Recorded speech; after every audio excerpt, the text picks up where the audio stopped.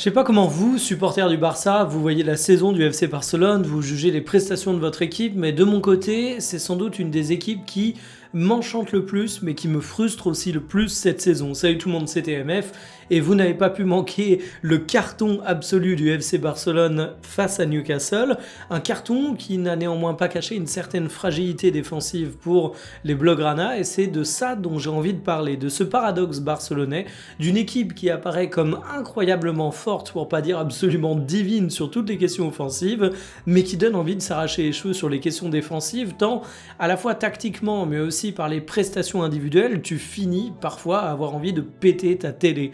Alors dans cette vidéo, on va revenir très rapidement sur le match face à Newcastle, particulièrement sur une analyse des deux buts, parce que je trouve que ces deux buts sont assez parlants sur certaines situations de jeu, mais on va surtout parler globalement du FC Barcelone. Est-ce que tu peux trouver une solution à ce déséquilibre? Est-ce qu'il faut en trouver une?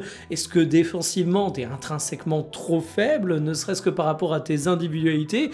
Est-ce que offensivement, ça peut compenser? Est-ce que tu auras un plafond de verre en Ligue des Champions? En fait, c'est plein de questions que je suis actuellement en train de me poser du côté du Barça. J'ai un avis sur pas mal de points, mais j'ai pas la science infuse, et prendre votre avis m'intéresse également beaucoup. Donc installez-vous confortablement et bienvenue pour cette nouvelle vidéo Talk My Football.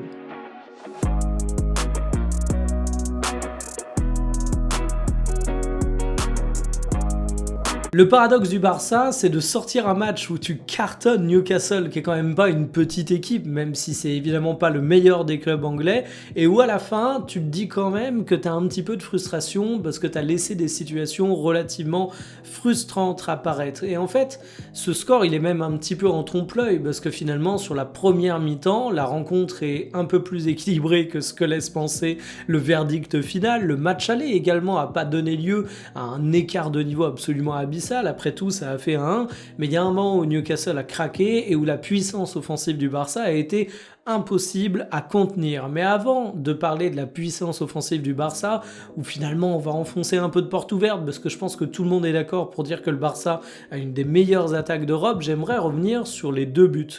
Le premier but de Newcastle, il est assez intéressant parce qu'au départ, tu as un pressing du FC Barcelone qui est plutôt pertinent, qui intervient haut, sauf qu'il y a un changement d'aile à force que Newcastle cherche les solutions pour sa relance, et en changeant d'aile, ils arrivent à trouver une première solution, ce qui nous amène à cette situation.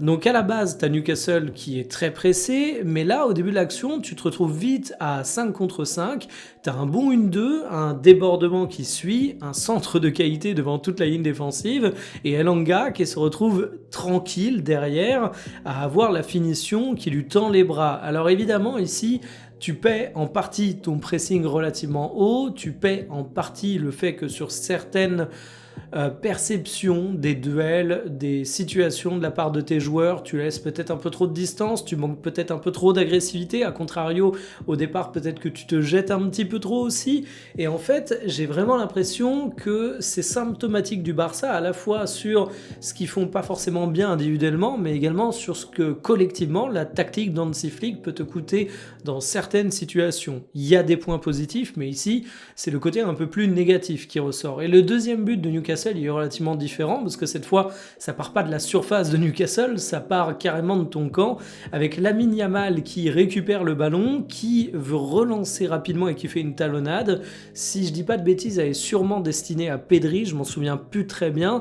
C'est pour repartir rapidement, c'est pour aller dans le sens du jeu, mais manque de bol, c'est récupéré par Lewis Hall, passe entre les deux joueurs à Harvey Barnes qui centre ensuite entre les pieds d'Araujo, et ça finit une nouvelle fois sur Elanga. Et là, c'est pas le pressing haut du FC Barcelone qui est puni, c'est la volonté de jouer rapidement. Certains iront pointer du doigt Yamal, parce que Yamal, c'est bon de taper sur lui, c'est bon de faire son petit rageux, vous savez comment ça se passe sur les réseaux, mais moi je vois plus dans le geste de Yamal, certes son excentricité, mais la volonté d'un Barça qui veut tout de suite avoir une transition efficace, rapide, et qui veut faire mal à Newcastle. Et en fait, ces deux buts, ils sont assez symptomatiques d'un Barça qui, s'il avait réussi les deux situations, aurait été dans des situations ultra dangereuses.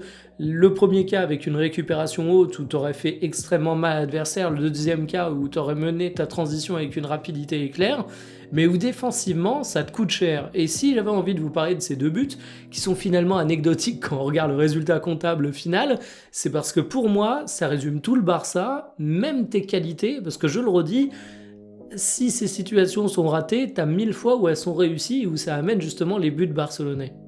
En fait, concernant ce Barça, défensivement, je suis assez partagé. Il y a le fait de tenter systématiquement le pressing haut, la récupération rapide et l'asphyxie de ton adversaire, qui est une tactique qui fonctionne relativement bien, qui te donne des occasions, mais qui te laisse souvent à poil derrière. Le Barça est une équipe qui est fortement exposée aux phases de transition rapide, et je me suis longtemps dit que c'était un déséquilibre assumé de la part d'Hansi Flick, mais plus le temps avance, plus je me demande s'il n'a pas une réflexion relativement simple, c'est qu'à défaut de pouvoir corriger tes défauts, tu vas essayer de maximiser tes points forts. Pourquoi Hansi Flick ne pourrait pas pleinement corriger les défauts du FC Barcelone? C'est finalement parce que, certes, tu te retrouves dans des situations défensives parfois extrêmement périlleuses parce que tu prends des risques tactiquement, mais je considère également qu'en termes d'individualité, ce Barça, il a des gigantesques lacunes quand il s'agit de parler de la défense. Alors évidemment, Koubarsi est un joueur formidable. C'est un talent générationnel à mon goût, mais ça reste un joueur de 19 ans qui aujourd'hui a un statut de patron de la défense, et ça en dit relativement long. Mais sinon, si on prend Martin, si on prend Araujo, si on prend Garcia, même Koundé qui a un peu moins de forme en ce moment, même si lui intrinsèquement c'est un très bon joueur, est-ce que ça permet au FC Barcelone d'être serein défensivement dans chaque situation? Je pense pas. Le Barça se retrouve à être une équipe qui va à la fois payer ses choix tactiques, mais qui va aussi se retrouver avec certaines trajectoires de carrière qui aujourd'hui sont très contrariantes pour avoir un club pleinement efficace. Un Araujo, c'est quand même censé être un joueur qui, en 2026, devrait être d'un tout autre niveau. On connaît son parcours compliqué, on sait de quoi ont été faits ces derniers mois, mais force est de constater que ça reste une immense douche froide. Et en fait, le match face à Newcastle, il m'a amené beaucoup de joie parce qu'il y a eu toutes les qualités offensives qui ont été exprimées sur lesquelles je vais revenir, mais il m'a laissé aussi énormément de doutes parce que finalement, ça donne ça face à Newcastle. Mais sans vouloir manquer de respect à l'équipe anglaise, c'est pas la meilleure attaque de Première Ligue. Quand on parle des qualités de Newcastle, on va plus parler de leur intensité, on va plus parler de leur milieu de terrain qui peut te faire extrêmement mal que de leur finition absolument clinique et du danger omniprésent qu'ils sont capables de mettre au cours d'une rencontre. Qu'est-ce que donnerait cette organisation du FC Barcelone face au Paris Saint-Germain ou, pour prendre un exemple peut-être encore plus parlant pour certains, face au Bayern Munich? J'ai peur qu'on se retrouve face aux limites à la fois individuelles et tactiques de ce Barça, et comme je disais, j'ai l'impression qu'Hansi Flick se retrouve à jouer davantage sur ses forces qu'à essayer de corriger ses faiblesses. Peut-être une stratégie fait un peu par dépit, mais après il faut avouer qu'Hansi Flick a également un jeu qui, dans son ADN, ressemble à ce qu'il fait du côté du Barça. C'est pas une simple question d'adaptation, c'est qu'il a véritablement cette philosophie de jeu, mais vraiment, autant cette équipe me ravit, autant ça me fait un petit peu peur. C'est la grande limite.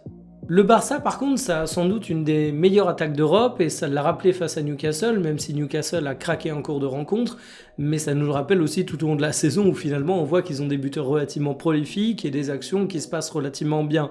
J'ai demandé un petit tableau qui récapitule les avantages et le profil de chacun des attaquants barcelonais.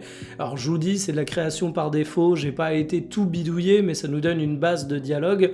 Je vais vous faire mes petits commentaires perso, mais ça montre un truc que je trouve assez intéressant, c'est la variété des profils du côté du Barça. Parce qu'en fait, on parle tout le temps de la qualité intrinsèque des attaquants barcelonais, et c'est vrai que Lewandowski est un grand joueur, c'est vrai qu'Yamal est un grand joueur, c'est vrai que Rafinha est un grand joueur, c'est vrai qu'un mec comme Rashford, si tu considères que c'est un élément de banc, il est quand même sacrément solide, mais surtout, en fait, ce sont des attaquants qui sont assez utiles dans différentes situations de jeu.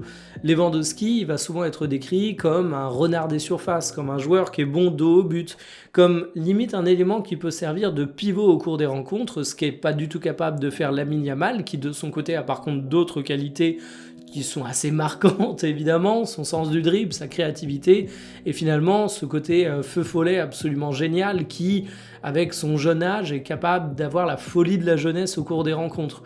Et en fait, ces deux joueurs te montrent vraiment que le Barça est pas monobloc.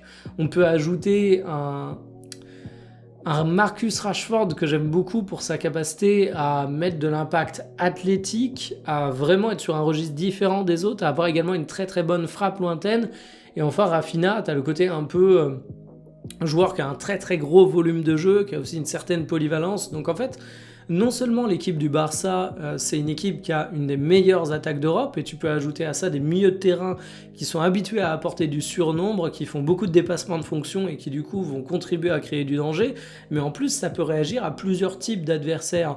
Autant il y a des attaques en Europe où je me dis ok c'est d'une immense qualité, mais par contre ils ont du problème contre des blocs bas, contre des charnières extrêmement physiques, ou à contrario face à une formation avec 3 centraux et 2 pistons, parce que généralement tu as des prises à 2 qui fonctionnent extrêmement bien contre leurs ailiers, mais en fait le Barça a des solutions dans sa boîte à outils pour répondre à absolument tous ces défis.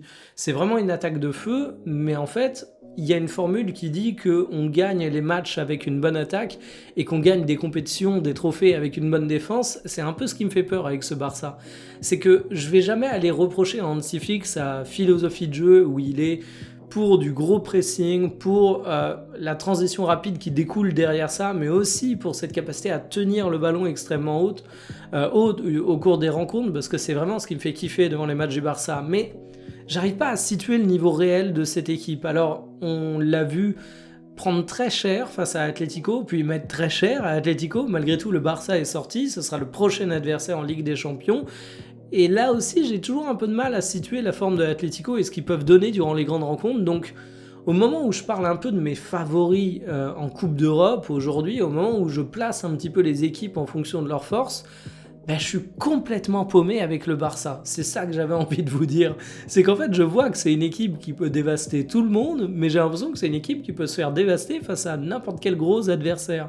Et j'arrive pas à placer le curseur. Donc à votre avis, est-ce que c'est un trop grand facteur limitant, cette défense pour le Barça? Est-ce qu'il y a des solutions qui vont être trouvées? Est-ce que peut-être je dramatise trop le sujet défensif? J'attends vos retours. Moi, je vous dis à demain pour une prochaine. Salut!